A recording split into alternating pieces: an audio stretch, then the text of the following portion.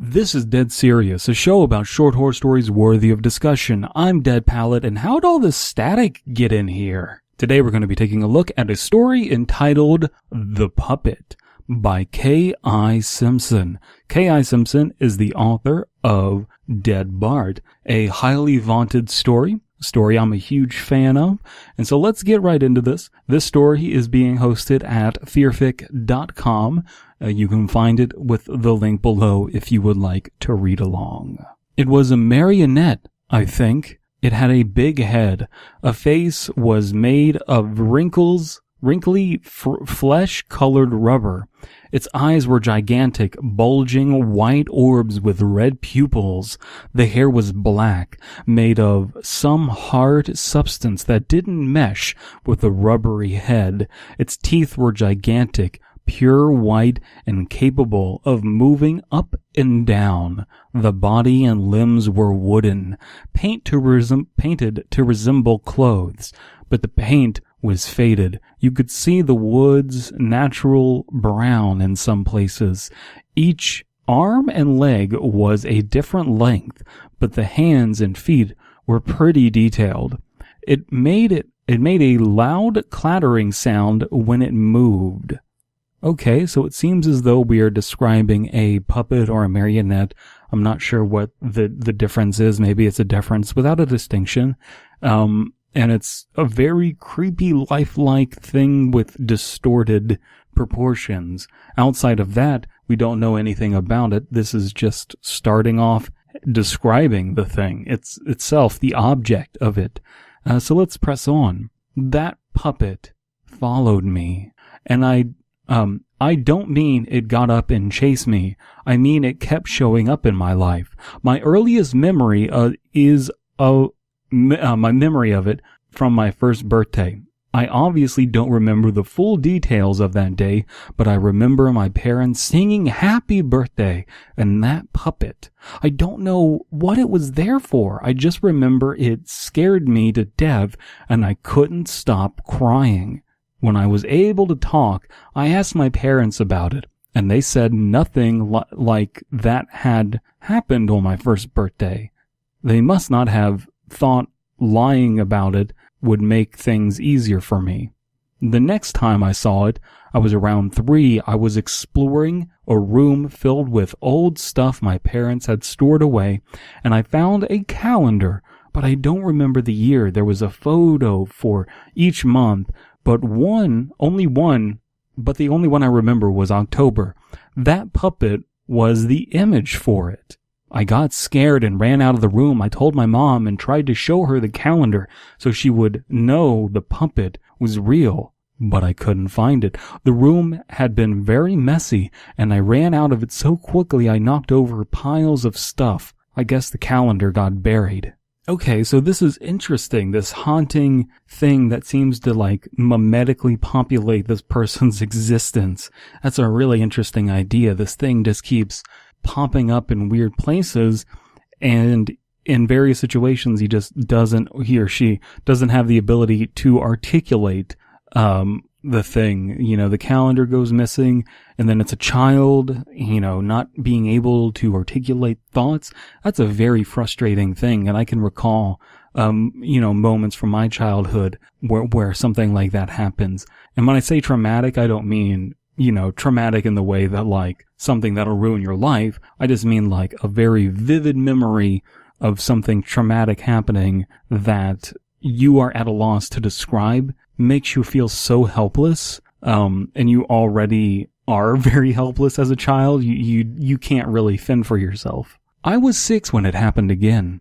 It was the middle of the night. I woke up from a nightmare I couldn't remember the details of. I was too scared to go back to sleep, so I went into the living room and turned on the TV. An old black and white show on Nick at Night was ending, and when the commercial started, that puppet came on. It was dancing while loud music played. I screamed and started crying uncontrollably, but by the time my parents got downstairs, the puppet was gone. Ooh. Okay, so this thing is just showing up everywhere, and really, at this point, I feel like the story could go a million different directions. You could think of a million places where this puppet would show up. And we already have a good idea of what the puppet looks like, and that's the first thing that's let off with. And that's a good decision, because it's a haunting idea of an image. Now, of course, describing something like that usually isn't as effective as it is having an image to show. But regardless of that, this is a pretty effective way to get that image into your head and show it popping up in these different places. I think I like stories like this where my immediate thought is, how would I write this? Where could I place this? And it really gets my mind going. Because if it can show up on TV, if it can show up in a calendar, and it can even show up corporeally, it could be there right there during your first birthday, although I'm not sure how this person has memories of their first birthday. Maybe it's just such a traumatic thing that they're stunted into remembering it. But bearing all of that in mind, it could show up anywhere and kind of like in any medium. And that gives rise to like, oh, that's horrifying. So I'm really a fan of this. I'm intrigued. And I want to, where would you have this thing show up is the kind of question that's popping into my mind. I didn't see that puppet again for a while after that, but I kept having nightmares about it. When I was 15, I decided to try and track it down using the internet to find any information about that calendar. Their avatar was a picture of the puppet. Any information on the calendar, the short, anything. No one had ever heard of it, but one day I got an instant message from someone I had never talked to before. Their screen name was a random mashup of letters and numbers, but their avatar was a picture of the puppet. I IM'd them, glad that you still remember me, then immediately signed off. They IM'd me, and they said, glad that you still remember me, and then immediately signed off. They never contacted me or came online again. So I'm really a fan of the methods in which this thing shows up. First, it's in real life, it's right there, and you're at a position where you can't talk about it because you're too young. You don't have words yet, you don't have language. Then it shows up in a sort of old media thing, a calendar, so it's printed media. Then it's on TV. Now it's on the internet, so it keeps switching mediums, and I'm really a fan of this. I'm so intrigued, that's horrifying. When I was 20, I walked by a store that sold old toys and dolls, and in the front window, I saw the puppet. I went inside and asked the clerk if he knew anything about the puppet's history, when it was made, where it was from, anything. He didn't. He said that the puppet just showed up, had just been sold to the store a few days ago. I could have it for $6. I wasn't sure what to do. It still scared me, but having proof that that thing really existed seemed like a good idea. I bought the puppet and took it home. Okay, so I like that conflict. I didn't want the thing, but I needed proof of the thing. And it's an innocuous object, so there is that ambiguity there of whether or not it is dangerous, but I'm guessing bad things are going to happen in some way.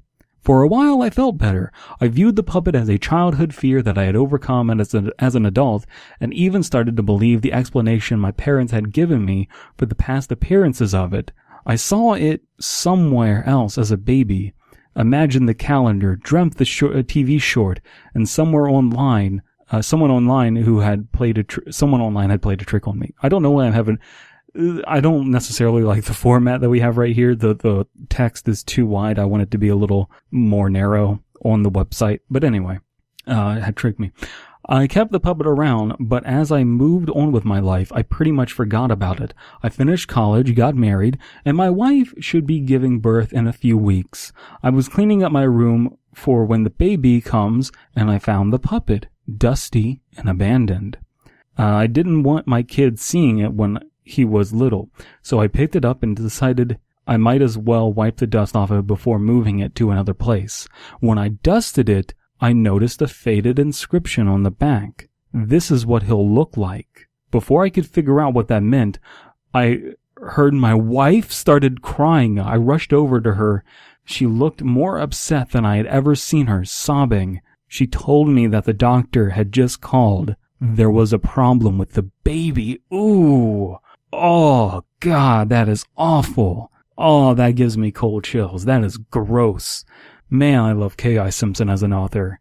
That is that is just hitting it out of the park right there. Not the twist or direction I was expecting this to go. I wasn't even expecting a hard M. Night Shyamalan twist like that, but god damn if that didn't hit me in the gut. Oof. Oh man. Alright. That is horrifying. Really unsettling. Just, and it's invoking the kind of nostalgia that I wish more authors would understand. You can't just say like, oh, this old TV show on, Nick at Night or something like that. You have to think of what real nostalgia is. Real nostalgia is the kind of like the fear of losing memories. And so even if they're bad memories, this person is afraid of losing memories of this puppet thing, this weird marionette puppet with odd lifelike hands. And he doesn't want to let that go, even though that's a horrifying memory. And so this is really hitting on what nostalgia is actually about, and I really appreciate the story because of that. Let me know what you think about this story down in the comments below, and whether you were as grossed out by the twist of that, whether you were as unsettled going throughout the story as I was. But let's get on to hey, if you like creepy stories, why not check out the Fear Fiction podcast, where myself, Abysme, and Slime Beast read and critique short horror stories, paragraph by paragraph, and bullshit while we do it. But let's get on to our sponsor of the day, which is Wilkins Coffee. Wilkins Coffee. Drink Wilkins Coffee or get fucked, bro.